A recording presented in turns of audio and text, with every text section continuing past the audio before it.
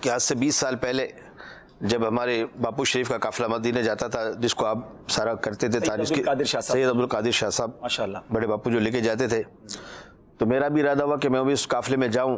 اس وقت کم و بیش 25,000 روپے کا ایک جانے کا خرچہ تھا، ایک آدمی کا صرف 25,000 روپے 25,000 روپے میں اس وقت ہمارا ہو جاتا تھا۔ تو ہمارا شام کا بھی سفر تھا، عمرے کا بھی سفر تھا، تو 50,000 روپے مجھے میری فیملی کے ساتھ جانا، تو 50,000 روپے مجھے چاہیے تھے۔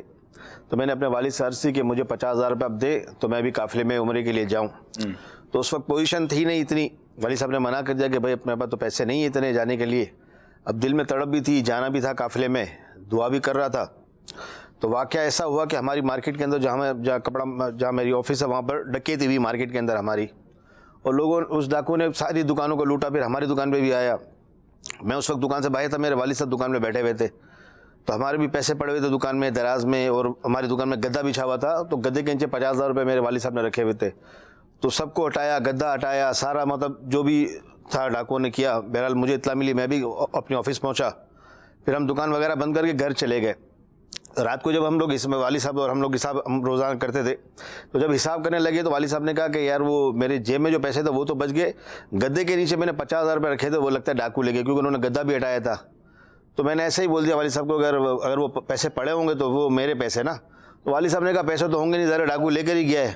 تو مجھے بولا ٹھیک، مجھے ٹالنے کے لیے بولا ٹھیک ہے تو وہ پیسے تمہارے نا اگر پڑھو۔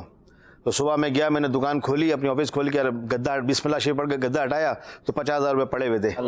وہ 50,000 روپے لے کے میں نے سیدھا عبداللہ بھائی کے پاس جمع کرا دیے، اور وہ میرا الحمدللہ مدینہ سفر میرا ہو گیا عمرے کا ماشاءاللہ۔ اور اس سال 9 مئی کو میری فلائٹ تھی، میری ہوٹل بھی بک تھی، میری ٹکٹوں کے بھی پیسے دے دیے تھے الحمدللہ، ریال بھی میرے پاس کثیر پڑے تھے، سب کچھ VIP میرے پاس انتظام تھا۔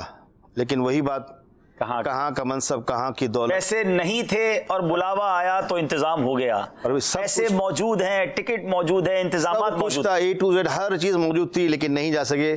تو واقعی یہ تو پہلے بھی ہمارا ایمان تھا، اور ابھی اور زیادہ یہ ہو گیا کہ جس کو سرکار بلاتے ہیں وہی مدینے کو جاتے ہیں۔ انشاءاللہ، اور ضرور بلائیں گے انشاءاللہ، یہ شوق اور یہ تڑپ رہے گی تو ضرور بلائیں گے۔